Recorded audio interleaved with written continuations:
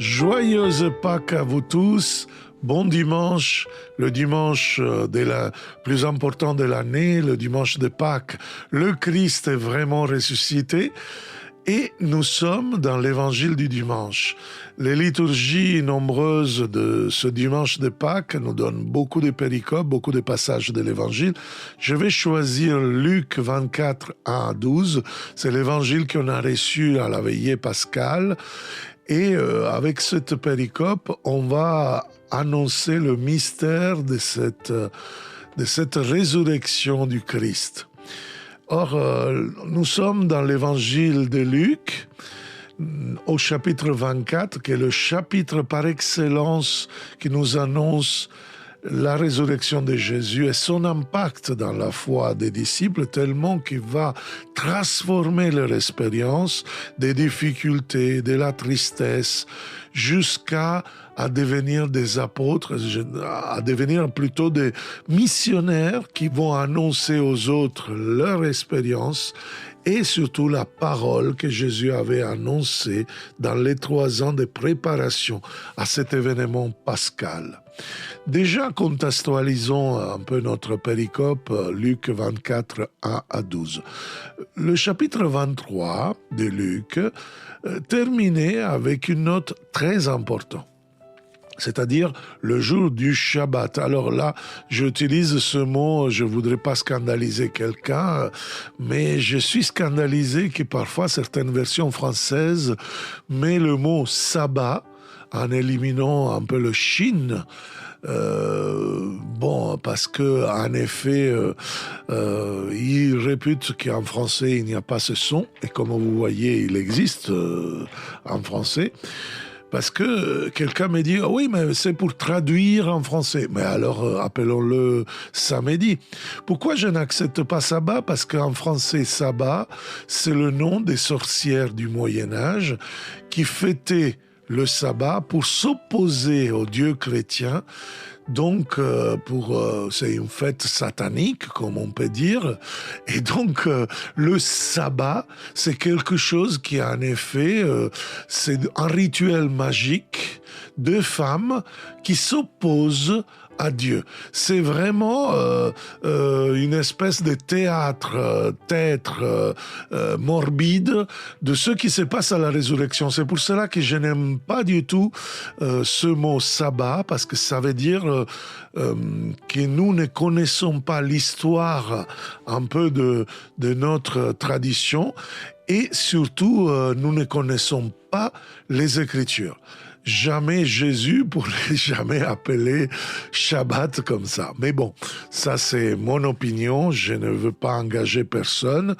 Il y a du sang juif dans mes veines de tradition, et donc je préfère l'appeler Shabbat, donc que personne soit scandalisé pour cela.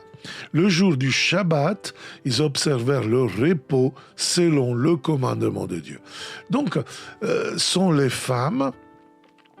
Et là, les messieurs qui m'entendent, c'est très bien d'entendre que dans l'évangile de la résurrection, l'évangile plus important, on pourrait dire le chapitre plus important de tout l'évangile de Luc, c'est-à-dire le chapitre 24 de Luc est vraiment le chapitre qui donne sens à toute la narration, à tout le récit de l'évangile de Luc.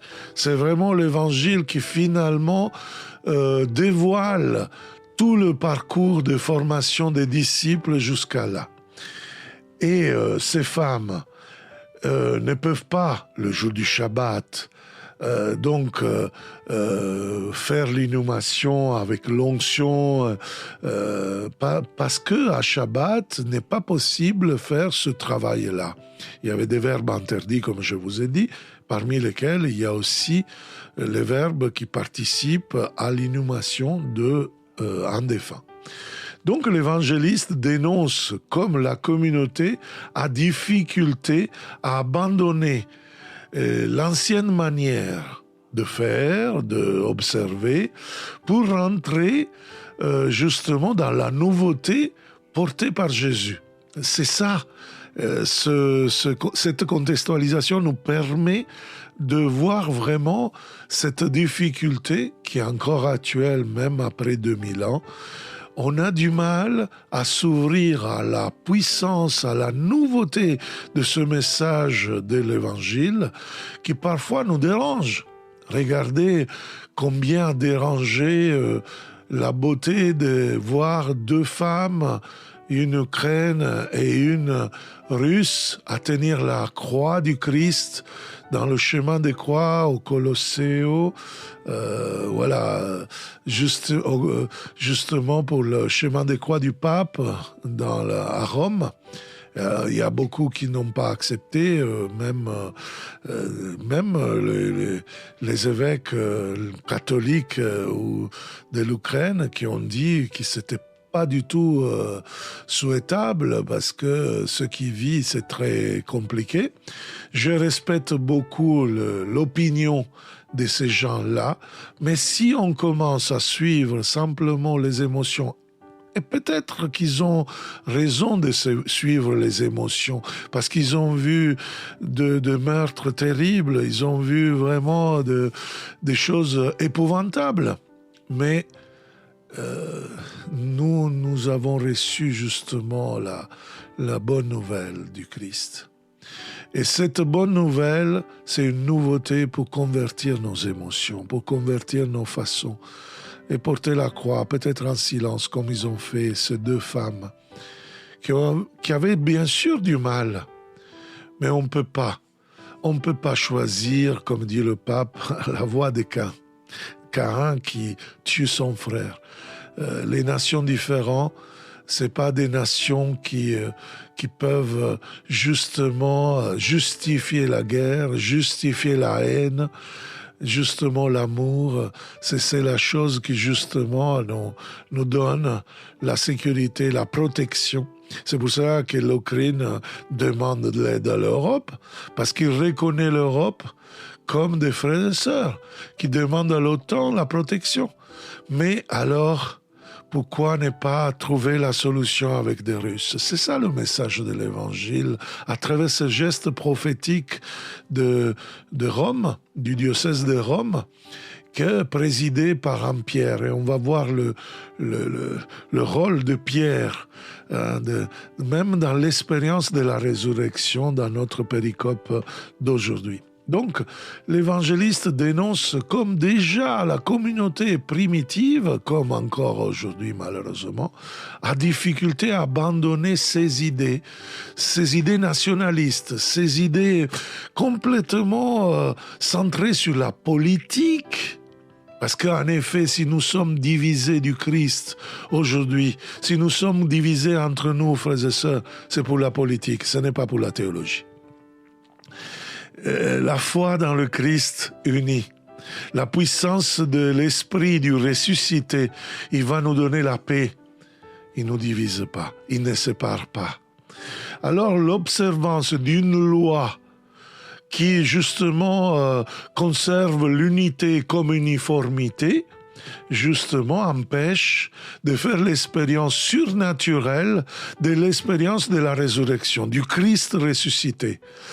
Et l'évangéliste nous dit, le premier jour de la semaine, il y a une nouvelle création. Il y a vraiment quelque chose de nouveau qui est en train d'être raconté. C'est une création nouvelle dont l'homme va recevoir une vie capable de dépasser la mort.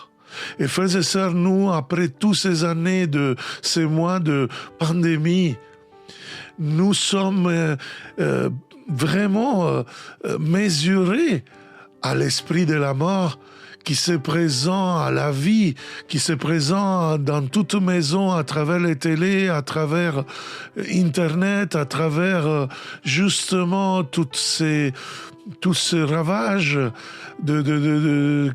des conséquences qu'un virus a pu apporter dans notre vie quotidienne. Et oui, c'est pendant cette pandémie, Aujourd'hui, dans mon diocèse, 77 catéchumènes adultes ont demandé le baptême, sont baptisés. Et oui, dans une période où on a donné partout et dans tous les journaux, même la nouvelle du rapport Siazé où plus de 3000 victimes ont reçu de violences, ont reçu vraiment de crimes des hommes de l'Église, eh bien, c'est pendant ça. Nonobstant vraiment ces événements qui pourraient empêcher quelqu'un de passer à la nouveauté de cette beauté du Christ, il y en a beaucoup. Alors en France, ce sont 4278, avec une augmentation du 17%. Je ne veux pas être triomphaliste, c'est vraiment pour donner gloire à Dieu. C'est vraiment l'œuvre de Dieu au sein de l'Église. Parce que nous, parfois, on n'a pas fait trop. Le confinement nous a bloqués. Parfois, on a vraiment des difficultés à la transformation missionnaire de nos communautés. Et même ceux qui le font, parfois, ça me semble qu'ils rament beaucoup. Et pourtant, il y en a beaucoup dans notre diocèse 77 et j'ai lu dans les journaux les témoignages de certains d'entre eux. J'ai manqué de quelque chose et j'ai rencontré une communauté qui m'a donné sens. Voilà qu'est-ce que ça veut dire, la capacité de dépasser la mort. L'expérience de la résurrection n'est pas un fait, un concept, une idée. Ce n'est pas un événement simplement historique que nous nous souvenons une fois par an. Non, c'est vraiment une expérience à 360 degrés. Et les chrétiens qui n'ont pas fait cette expérience, ils vont rester dans une expérience de mort, de division. Alors, à la pointe de l'aurore, j'aime bien cette précision qui n'est pas simplement historique, mais nous dit qu'il commence une lumière. Une lumière dans laquelle les femmes se rendirent au tombeau. Attention, ils portent les aromates qu'elles avaient préparés. Et là, ils trouvent la pierre roulée sur le côté du tombeau. L'évangéliste ne nous dit pas la modalité, comment on a roulé la pierre. C'est bizarre. Une pierre énorme. Une pierre comme ça peut peser vraiment des tonnes. Eh bien, les femmes, ils ont trouvé déjà la pierre roulée. Là, ça dit justement une expérience surnaturelle, au-delà du physique, au-delà de la nature. C'est une pierre qu'on ne peut pas déplacer et on l'a trouvée déplacée. C'est un peu ça que nous dit Luc. Elles entrèrent, mais ne trouvèrent pas le corps du Seigneur Jésus. Alors déjà, qu'est-ce qu'on trouve dans un sépulcre, dans un tombeau? On trouve simplement, bien sûr, les restes d'une vie humaine. La mort produit des restes. Mais la résurrection n'a pas de reste, la vie n'a pas de reste. Les vivants ne peuvent pas être dans un tombeau. Qui y a dans le tombeau? Simplement des personnes qui sont mortes. Donc Jésus est vivant, Jésus est vivifiant. C'est celui qui nous donne la vie, c'est le Créateur. Et ne peut pas rester dans le royaume des morts. Son corps n'est pas là. Parce que même s'il est vraiment mort dans l'expérience de tous ceux qu'il a vus mourir sur la croix, maintenant il est vivant. Et ça, c'est justement l'expérience des femmes qui sont allées justement au tombeau. Et attention bien, ce passage qui est le passage parallèle des gens qu'on entend aujourd'hui dans la messe du jour de Pâques, nous voyons la présence des femmes. Dans Jean, on parle de Marie-Madeleine et de Pierre. Et là, on va voir Pierre tout à l'heure. Mais voyons bien, c'est important que nous voyions qu'elles trouvèrent ça, ne trouvèrent pas le corps de Jésus et étaient désemparées. Vous voyez, c'est vraiment l'expérience de quelqu'un qui ne comprend pas. C'est l'expérience de sortir du confort, de quelque chose que mon éducation, ma formation chrétienne m'a donné. Moi, qu'est-ce qui se passe? Je voudrais comprendre. Et quelqu'un a volé le corps, ou quelqu'un veut nous faire une blague, ou je ne sais pas quoi.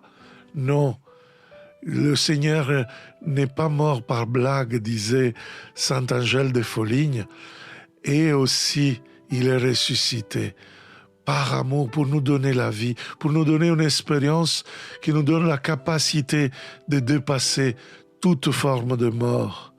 Alors qu'elles étaient désemparées, voici que deux hommes s'étendent devant elles. Tiens, deux hommes, ça nous rappelle un autre péricope, la péricope de la transfiguration, où les deux hommes, c'est les hommes de Moïse et de Élie, donc la loi et les prophètes, que sont avec des habits éblouissants. Donc, une expérience un peu bizarre, parce que nos habits, même plus blancs qu'on peut avoir, ne sont pas des habits qui éclatent de lumière. Donc, s'ils ont la lumière, c'est parce qu'ils vivent une vie qui est au-delà de la mort. Donc, ces personnages sont capables de dépasser la mort et de communiquer avec eux. C'est pour cela que saisis de crainte, ont la même expérience de Pierre, Jacques et Jean à la transfiguration. Elles gardaient leur visage incliné vers le sol. La crainte, c'est parce que dans l'éducation qui recevait ces Juifs, c'est que si quelqu'un du royaume des morts revient et te parle, c'est pour t'appeler à mourir. Regardez, cette idée existe encore aujourd'hui dans beaucoup de chrétiens, qui nous pensons que nous mourrons et alors il y a quelqu'un qui vient nous chercher. Non, frères et sœurs. Ça peut arriver dans l'Évangile qu'en effet, les personnes, les disciples, les personnages bibliques ont des irruptions de l'éternité dans leur histoire, pour marquer, pour rappeler la parole, pour faire une expérience surnaturelle, pour dire que notre vie est insérée justement dans cette condition divine auquel tout homme, toute femme est appelé. Vous voyez donc la parole qu'ils vont dire justement Moïse et Élie, c'est justement une parole fondamentale pour tout homme, pour toute femme, de toutes les époques, donc aussi pour nous. Pourquoi cherchez-vous le vivant parmi les morts? Il n'est pas ici, il est ressuscité. Waouh! C'est vraiment la plus grande vérité de foi qui existe dans cet évangile, parce que c'est une parole qui pousse à la réflexion, qui pousse les femmes à l'expérience du Christ ressuscité, à cette transformation de leur foi. Et regardons justement leur adhésion à Jésus. Ce n'est pas une adhésion à un personnage qui maintenant n'est plus là, et donc il faut l'inhumer parce qu'il c'est fini, donc il faut terminer notre deuil. Non, Jésus est vivant et il y a quelque chose encore à nous dire. Rappelez-vous ce qu'il vous a dit quand il était encore en Galilée. Pourquoi il rappelle ça? Parce que cette parole, peut-être, ses disciples ne l'ont pas compris. Combien de fois nous allons à la messe, on nous a donné la parole de Dieu et on n'a rien compris. Et après, dans un moment spécial, un moment particulier de notre vie, où nous sommes peut-être dans la souffrance, où nous sommes dans un moment où les émotions nous mettent dans une certaine fragilité, ou dans une certaine prédisposition, à un certain moment, tac, une lumière. Rappelle-toi de ce qu'il t'a dit. Quand tu étais encore, je ne sais pas où, à quel état. Et là, il va citer une parole de Jésus. Il faut que le Fils de l'homme soit livré aux mains des pécheurs, qu'il soit crucifié et que le troisième jour, il ressuscite. Attention bien.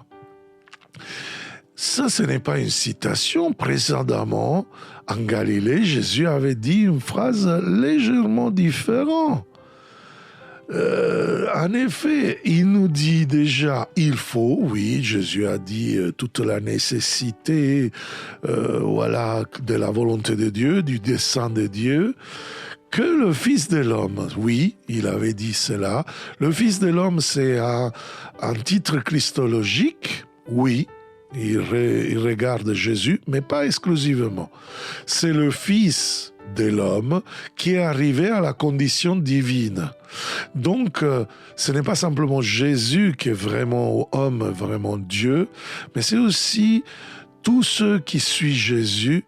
Il peut arriver avec l'Esprit Saint, l'Esprit de sainteté, vraiment à cette sanctification, comme disent nos frères orthodoxes, à cette divinisation, justement, vont rentrer dans leur appel, dans ce dessein de Dieu, dans ce plan de Dieu qui va être sa mission, ce projet d'amour, de salut qui passe justement avec l'acceptation de faire Jésus comme Seigneur et Sauveur de leur vie. Or, Jésus avait dit, il faut que le Fils de l'homme, attention bien, soit livré aux mains des pécheurs dans ce chapitre 24. Mais précédemment, Jésus avait dit, le Fils de l'homme doit souffrir beaucoup, être prouvé par les aînés, par les anciens, les grands prêtres et les scribes, c'est-à-dire les composants du Synédrium, qui est l'orgue juridique d'Israël, et donc être mis à mort et ressuscité le troisième jour. Là, il va nous dire, sois livré aux mains des pécheurs, donc, c'est-à-dire ces personnes qui font partie de ce Synédrium, donc de ce conseil, le gouvernement un peu d'Israël, soumis aux Romains, mais en effet, eux ont décidé la mort de Jésus. Donc, c'est eux les pécheurs. Et tous ceux qui font des péchés, c'est comme eux. Et qui crucifient Jésus, mais attention, le troisième jour, il ressuscite. Donc, ce que Jésus avait indiqué comme composant de cette classe de pécheurs, de gens louant de Dieu, en effet, devant, selon ces deux personnages, qui normalement sont les deux personnages qui représentent cette classe sacerdotale, Moïse et Élie, il annonce justement que les pécheurs sont tous ceux qui s'éloignent de Dieu, c'est-à-dire qui sont lointains à cause du péché, sont les pécheurs. Parce qu'ils ont tué la vie de la grâce. Ils ont agi contre la vie en Jésus-Christ. Et donc, les femmes, c'est là qu'ils se rappellent. Littéralement, ils comprennent. Elles se rappellent. Mais ce n'est pas simplement parce qu'avant, ils ont des crises d'Alzheimer ou je ne sais pas quoi. Non, c'est vraiment une compréhension profonde. c'est vraiment la compréhension spirituelle. Réma, on pourrait dire, ces paroles deviennent réma. C'est pas une logos, c'est vraiment une parole qui change complètement leur histoire, qui change complètement leur compréhension de leur vie avec le Christ, tellement de susciter en elles le faire, l'agir, et justement, ils se reconnaissent pécheurs. C'est un peu comme dit Jean, où le Saint-Esprit, il va nous convaincre de péché. C'est une conviction, c'est une croyance qui passe à la foi, parce que nous savons bien que simplement la croyance n'est pas suffisant. La croyance doit passer à un acte de foi. Il doit passer à l'action. Sinon, cette croyance, il va nous mettre dans une espèce d'état profond qui, tôt ou tard, il va nous faire quelque chose qui, en effet, il n'est pas la foi. Parce que, en effet, la croyance va mijoter d'autres choses. Alors, l'acte de foi, c'est être cohérent à cet événement, à ce réma, justement, cette parole événement, que, en effet, nous donne un sens, une direction, parce que la compréhension de ce qu'il vit, ils sont vraiment la réponse à toutes les questions qu'ils avaient pour cette parole. Et nous dit l'évangéliste, alors elle se rappelait les paroles qu'il avait dit, revenu du tombeau, attention bien, elles rapportèrent tout cela aux 11. On ne peut pas annoncer la parole de Dieu si on est encore au tombeau. Il doit revenir du tombeau. Et ils rapportèrent leur témoignage. C'est leur façon d'annoncer la parole de Dieu. Sont des prédicatrices de l'évangile, pas à la manière des apôtres, mais dans une manière spécifique, la manière que normalement les femmes n'ont pas le droit de faire.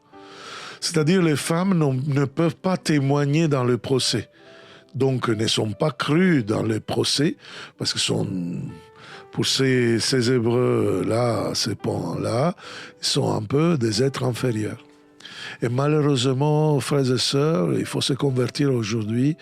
Il y a encore des gens, et malheureusement, hélas, même des chrétiens, qui le pensent, même s'ils ne le disent pas, que les femmes sont inférieures. Désolé, frères et sœurs. Comme prêtre, comme chrétien, moi, je ne peux pas accepter cette manière. Je ne peux pas être prêtre sans l'apport de quelqu'un qui est femme. Moi, j'habite avec ma mère. Ça m'apporte des manières de voir, des manières d'être. Un témoignage qui, parfois, vraiment, elle m'aide à prêcher. Bien sûr, c'est des appels différents et chacun a des différences dans notre appel à suivre le Christ. Mais combien ils sont importants, les femmes. Et l'évangéliste nous dit qu'eux-mêmes prêchent aux 11 apôtres et à tous les autres. C'était Marie-Madeleine, donc la première. Jésus avait chassé 7 démons. On pourrait dire quelqu'un qui vient de la sorcellerie, de la franc-maçonnerie ou d'autres choses diaboliques. Vous imaginez, c'est elle qui est choisie pour annoncer l'évangile du ressuscité pour la première. Jeanne, qui est la femme des cousins, c'est vraiment quelqu'un qui demandait les impôts, en publicain, dans la cour d'Hérode. Vous imaginez, c'était une femme pécheresse parce qu'elle était femme d'un pécheur public. Et Marie, mère de Jacques, il nous dit Luc, mère de Jacques, Jacques le mineur, frère du Seigneur. Déjà, nous savons que Jacques le mineur, frère du Seigneur, Marie de Jacques. Donc, dans d'autres passages de l'Évangile, nous dit Marie, femme de Cléophas. ou d'Alphée, c'est la même que pour moi, parce que l'évangile de Luc ne nous dit pas son nom. Et soit parce qu'il ne la connaît pas, soit parce qu'il veut rester dans l'anonymat, ce personnage, pour donner à tous ceux qui lisent l'évangile la possibilité d'y s'identifier. Nous voyons tout à l'heure 2 disciples qui s'éloignent de Jérusalem, Cléophas et un autre. Mais il ne nous dit pas ni si c'est femme ou si c'est homme, et il ne parle pas exactement comme une femme il doit faire dans la bonne éducation. Devant des hommes, la femme ne doit pas parler. Et oui, hélas, frères et sœurs. C'est pour cela que je crois qu'il soit vraiment Marie, mère de Jacques, femme de Cléophas. C'était la tante de Jésus. C'est une histoire de famille. Combien de fois dans nos familles on a difficulté à évangéliser? Eh bien, l'expérience du ressuscité, il te donne l'audace de dépasser cette forme de difficulté, cette forme de sortir du confort, parce que ce n'est pas facile, oui, mais ce n'est pas impossible non plus. Et Marie, mère de Jacques, avec Marie-Madeleine, avec Jeanne, et les autres femmes qui les accompagnaient, on appelle les coopératrices de la mission des apôtres. Sans ces femmes-là, il n'y a pas de possibilité d'annonce de l'évangile, frères et sœurs. Parce que cette communauté primitive était tellement bien organisée, chacun avait sa place, et ces femmes-là avaient un rôle pour baptiser les femmes. Ils avaient le rôle, par exemple, de penser avec leur maternité, par exemple, à être comme des infirmières, comme des médecins. Et ils étaient formés aussi au cas où il y avait des morts, on le voit, ils avaient des aromates pour inhumer, etc. Ils avaient une connaissance un peu d'une médecine populaire. Ils avaient une connaissance aussi de la parole. Ils éduquaient avec la parole les enfants. Eh bien là, ils sont appelés même à prêcher l'évangile. Avec quoi? Le témoignage. Donc, ils vont témoigner aux anges. Et là, hélas, il arrive quelque chose d'épouvantable dans toute mission. Quand quelqu'un qui témoigne, il est refusé. Eh bien, frères et sœurs, ça peut arriver que quand nous témoignons de la beauté, de la puissance, de l'expérience que nous avons fait du Seigneur, de Jésus ressuscité, il y a quelqu'un qui nous dit « toi tu délires ». C'est sûr que si nous prêchons des doctrines, là, ça peut arriver que les gens ne vont pas nous croire. Parce que quand nous parlons des doctrines, les gens vont nous dire, écoute, on t'entendra une autre fois, comme Paul à Athènes, quand il prêche sur le Dieu inconnu, tous ces grands philosophes, ils vont dire, on t'entendra une autre fois. C'est une forme de politesse pour lui dire, ça ne nous intéresse pas, ce truc complètement irrationnel.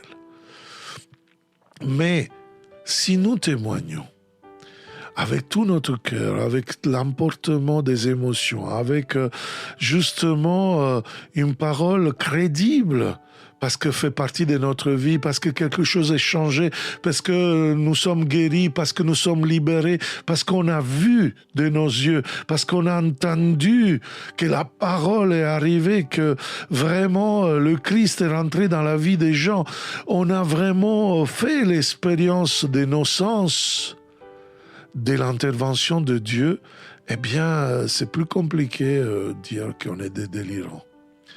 Eh bien, même si les hommes, là, ils vont les prendre pour délirants, il y a quelqu'un qui, il dit, pourtant, il y a quelque chose qui est... il y a une grâce d'État dans cet homme-là. Comme tout le monde qui a une grâce d'État, quand il est dans une responsabilité, quand il est disciple appelé à quelque chose, il y a une grâce qui t'accompagne. Même si tu es le trouillard plus terrible du monde, il y a une grâce qui te fait bouger. Alors Pierre s'éleva et courut au tombeau. Je pense que Pierre n'a pas la personnalité d'être un athlète. On le sait dans notre évangile que même Jean va arriver avant. Mais Pierre, c'est celui qui vient à être bougé par le Saint-Esprit. En se penchant, il vit le linge. Donc c'est le premier à recevoir la relique du sanctuaire. Et eux seuls, il n'y a pas de reste. Donc qu'est-ce que ça veut dire? Tout étonné, il s'en retourna chez lui, tout étonné de ce qui était arrivé. C'est-à-dire que finalement, quelque chose de surnaturel se passe dans sa vie en retournant chez lui. Encore une fois, nous voyons que même Pierre fait l'expérience en s'éloignant du lieu de la mort, de la capacité de dépasser la mort avec cet étonnement, avec cette contemplation. Tellement que la première communauté primitive dans les Actes des Apôtres va dire vraiment le Seigneur est ressuscité, est devenu notre salutation. Le Seigneur, le Christ est ressuscité. On répond vraiment ressuscité. Il est vraiment ressuscité. Le Christ est vraiment ressuscité, disait la première communauté primitive, et il est apparu à Simon. Parce que peut-être là, l'évangile de Luc ne le dit pas, mais qu'à partir de ce moment-là, c'est-à-dire en s'éloignant de la mort, il a eu vraiment une expérience surnaturelle en s'imposant à lui la résurrection du Christ. Et à partir de ce moment-là, il peut prêcher l'évangile de la résurrection. L'évangile qui donne justement espérance, parce que Pâques et espérance vont avec. Et là, vraiment, nous voyons le premier pape donner justement raison aux femmes. Là, nous voyons que Pierre va commencer à annoncer cet évangile. Et après, nous voyons que l'évangile de Luc au chapitre 24 va continuer. Oui, va continuer justement avec l'épisode d'Emmaüs, et où cette famille, pour moi c'est un couple, ils vont faire l'expérience de la parole Réma, qui brûle dans le cœur, qui avec l'Eucharistie ouvre la vie à ses disciples pour aller prêcher la bonne nouvelle, la nouveauté de Jésus, à tout apôtre en provoquant la Pentecôte, cette expérience nouvelle. Voilà le message de l'évangile de ce dimanche de Pâques. Joyeuse Pâques à vous tous. N'hésitez pas à partager, à nous suivre dans les réseaux sociaux. Ciao à tous.